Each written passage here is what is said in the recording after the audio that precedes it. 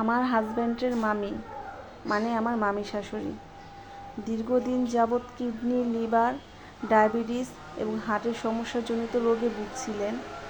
তো গত 3 দিন আগে মানে 2রা জুন ভোরে উনি ইন্তেকাল করেছেন। তো ওই মামির বাড়িতে আজকে খাবার পাঠানো হবে। খুব ভোরে উঠে আমি রান্নার আয়োজনগুলো করেছি। গতকাল কিছু কাজ এগিয়ে রেখেছিলাম যেন সকাল সকাল উঠে আমি রান্নাটা বসিয়ে দিতে পারি। আমাদের এখানে যেহেতু গ্যাস থাকে না, তো আমার খুব ভোরে উঠেই এই রান্নার আয়োজনগুলো করতে হয়েছে।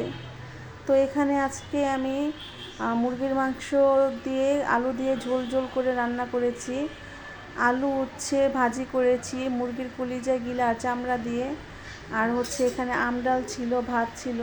তো একে একে আমি সব গুছিয়ে দিচ্ছি। আমি আর মেহেক যেহেতু আরাফার রোজা রেখেছি, সেহেতু আমরা আর যাব না।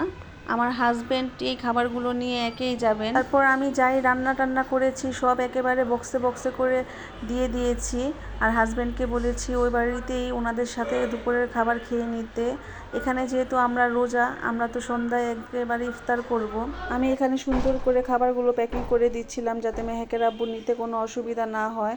আর আমার একে একে সব প্যাকিং করা কমপ্লিট হয়ে গিয়েছে। এবার মেহেক, মুনতাহা আর আমি খাবারগুলো নিয়ে নিচে যাচ্ছি। আর মেহেকের আব্বু আগেই নেমে একটি অটো ডাকতে গিয়েছে। তো খাবারগুলো যে এনে গেটের সামনে রেখেছি, আর নিচে নেমে দেখি এলাকার অনেকে কুরবানির গরু কিনে ফেলেছেন। আর মুনতাহা তো এই কুরবানির গরুগুলো দেখে অনেক বেশি খুশি।